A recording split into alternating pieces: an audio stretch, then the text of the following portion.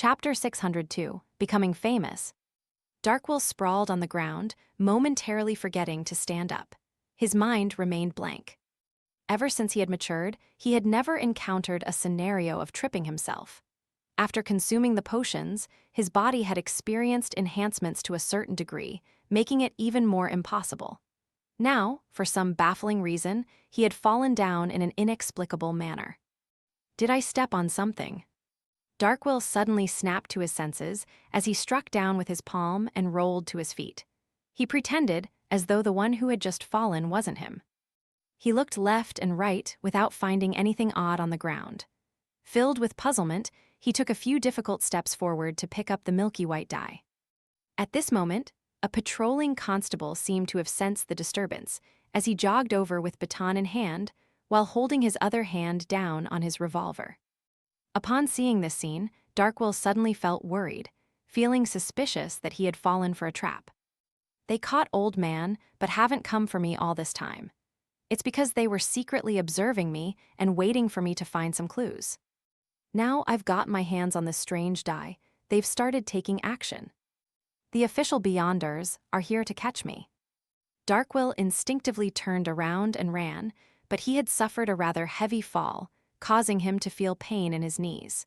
He was momentarily only able to walk. Seeing the patrolling constable approach him, and with him not being able to run, a scene of an underground prison instantly surfaced in Darkwill's mind. In an environment with only an everlasting candlelight, locked with Beyonders who would heave intensely like monsters. What happened? The patrolling constable pressed down on his revolver as he kept his distance and asked cautiously. Darkwill suddenly felt an irrepressible fear. As his wrist trembled, the milky white dye he had just picked up fell to the ground again as it rolled a few times. This time, 6 red dots pointed up. Faced with the constable's scrutiny, Darkwill replied with a trembling voice, "I just stepped onto a damn banana skin and fell." The moment he said that, he felt his heart skip a beat. This was because there wasn't any banana skins on the ground. Damn it, I was too nervous. I should have said that I tripped myself. Darkwill thought in frustration. He decided to summon the owl perched on the roof opposite him, preparing to make a last stand. The patrolling constable gave him a glance and chuckled. "Make sure to watch where you place your feet when walking. I was imagining that you had been robbed." He released his palm on his revolver, raised his baton, and walked away. In a daze, Darkwill looked at the constable's back that was opening up a gap from him. He wasn't sure how the constable had so easily believed his excuse that was filled with mistakes. He retracted his gaze and looked at the milky white dye which was sitting on the ground in silence. He slowly frowned. "I'm not pure Lonese. The constables here don't need to suck up to me. Could it be all thanks to this? Be it my strange fall or my weird way of convincing the constable, it was all because of this. Is this that important sealed artifact which Teacher was taking care of?" Darkwill quickly made certain connections as he carefully proceeded forward. He picked up the dye again and stuffed it into the extremely tiny ring box. In the box, the dye had no room to roll. Signaling to his owl, Darkwill picked up the news report copy, stopped a rental carriage, and hobbled up. His destination, Red Theater. The carriage smoothly proceeded forward. Because dusk was setting in, the street lamps which were relatively far away didn't illuminate the area much. He wasn't in a rush to study the ring box or the dye inside. He patiently waited until he returned home. After entering the herb store and heading up to the residential area on the second floor, he lit the wall lamp and chased the silly bird out of his room. He sat in front of his desk and repeatedly checked on the ring box and milky white dye. Finally, he took out a folded piece of paper, about the length of a finger segment, from the bottom of the ring box. Darkwill inhaled silently as he quickly spread open the piece of paper and discovered that there were 3 paragraphs written in ancient Fasak. "If I didn't appear 3 days after the appointed time, then I must have been betrayed and have been arrested. Therefore, do not seek out help from the other members of the school of thought. This is because I'm unable to determine who did it. This will bring you great danger. There is only one thing that you need to do. Bring the dye to Oravi Island and hand it to the bellman, Karnot, in the port city. My teacher, Rixayardo, is hidden there. The subsequent matters will be handled by him. Don't worry that I'll divulge this secret. Once I finish writing this letter, all relevant memories would completely disappear. I wouldn't even remember having an apprentice like you until I'm rescued. Remember, try your best not to use the die. It has living characteristics. The more you use it, the easier it is for it to awaken. It will roll itself when you aren't watching it, even without any space. When it's at 1, please trust me when I say that you'll suffer from worse than a direct death. This is because almost everything you do will end in failure, including your bed activities. Indeed, this die is very dangerous. Darkwill subconsciously sighed and immediately realized the dumb act he had done out of goodwill.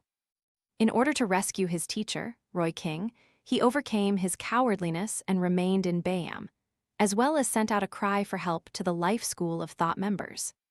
And according to the information, this meant that he might very well have been targeted by the person who betrayed Roy King. Why didn't you say so earlier? No, why didn't I head out to buy the die earlier? Darkwill raised his hands and yanked at his hair. He didn't dare stay any longer. He decided to leave his residence and buy a scalped ticket at night. He would head for Oravi Island early the next morning. That was an island that was on the route between the Rørsted Archipelago and Tosgarder Island. My charms, my revolver, my bullets. Darkwill quickly counted the items that could provide him with safety, feeling concern over his lack of combat strength. He quickly thought of an idea as he paced around and mumbled, I need to hire a bodyguard. A bodyguard. Who should I hire? How much money must I spend? Amidst his thoughts, Darkwill's gaze swept across the news report copy, which he had just brought back. Suddenly, he thought of an excellent bodyguard, Jayaman Sparrow. A powerful adventurer who could hunt a pirate worth 5,400 pounds. If he's willing to accept the mission, I should be able to successfully arrive at Oravi Island if the counselor doesn't take action. How can I find him? Right, I should paste notices in the bars where adventurers frequently appear. Darkwill nodded indiscernibly as he stuffed the items back into his packed suitcase. With this plump owl, he left the herb store once again, his heart feeling the pinch.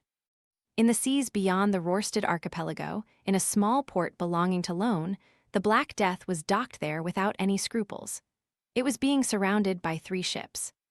Vice Admiral Ailment Tracy, who had just taken a hot bath, wore a loose man's shirt, and she finished the final treatment for her mostly recovered wound. To a demoness, scars weren't a thing.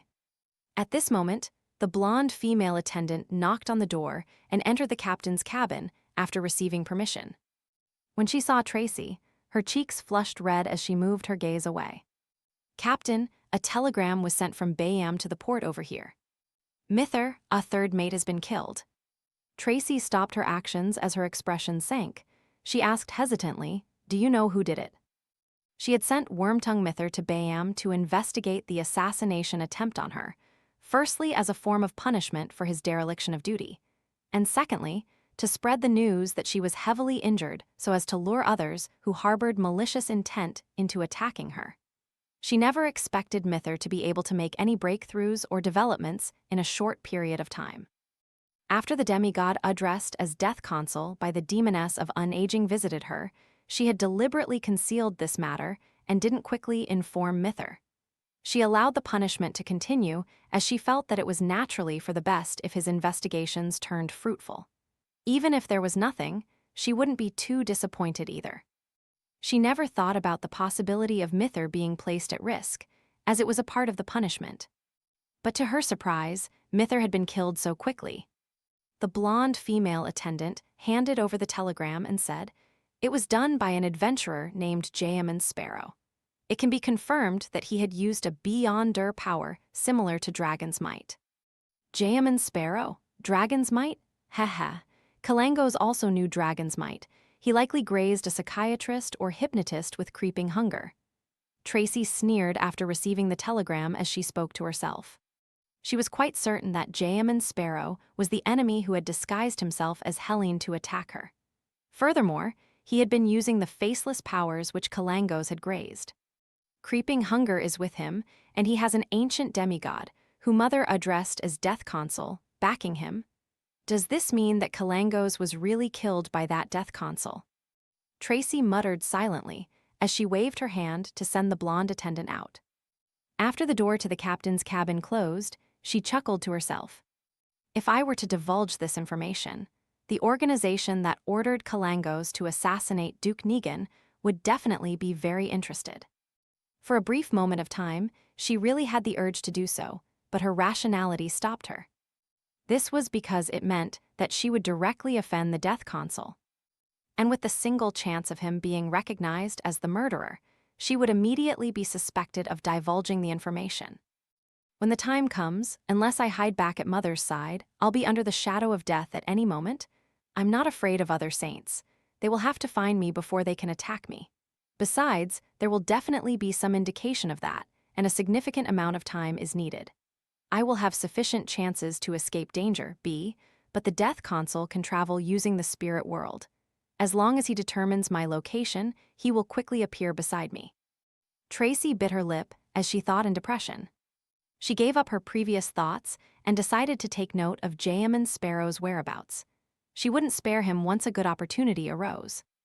At this moment, Klein was still living in the Tina Inn, waiting for his bounty to be delivered to him.